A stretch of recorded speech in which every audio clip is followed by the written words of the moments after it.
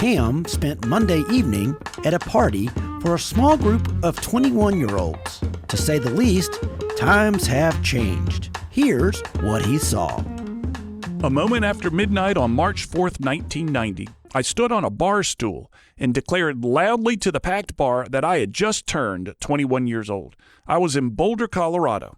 A moment later, the bouncer had me by the shirt and said, "That means you used a fake ID to get in," which was true. I was nearly carried, my feet barely touching the ground, to the door and tossed into the street. Oddly enough, the same story happened to my wife long before we met. It was a stroke after midnight on July 13th, 1991, and she was on Franklin Street in Chapel Hill, North Carolina. Her declaration was not made atop a bar stool. She was greeted by cheers from her friends and was bought a round of drinks. In both instances, our parents were not there, and in both instances, no evidence exists that any of it ever happened. Monday night in Oxford, Mississippi, I was with my favorite oldest daughter in a bar called The Summit. All her crowd was there, plus more. She and her friends, who had turned 21 over the Christmas break, banded together to celebrate. My wife and I were invited. We were, in fact, encouraged to come. Decorators created an Instagrammable background, including a balloon arch and streamers. There was a platter of cupcakes in the shape of 21. Picture books were created for each of the birthday girls. The girls wore bawdy signs around their necks for the night. After a couple of hours, my wife and I sensed the tide turning, the energy increasing, and a bar full of 21-year-olds were about to begin doing what a bar full of 21-year-olds do. My wife and I paid our part of the tab, hugged our daughter, posed for countless photos with her, and then we got the hell out of there.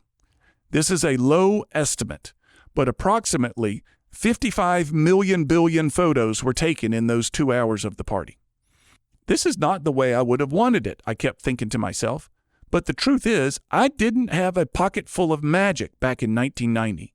While it was her celebration, the cell phone and its camera, this magical device, drove the show. I read somewhere that today mankind takes more photos in one day than we did from the invention of the camera roughly 200 years ago to today. The picture books she was given were made quickly compared to what it would have taken back in 1990. Imagine developing 35mm film, duplicates, photo booths, all that. The sign she wore was full of images, printed as a whole and laminated. It certainly took some effort, but simple compared to what it would have taken back in the day.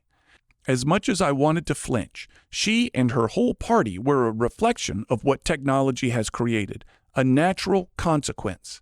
Said another way, while I'd like to think differently, had the technology been available, I would have probably wanted the same.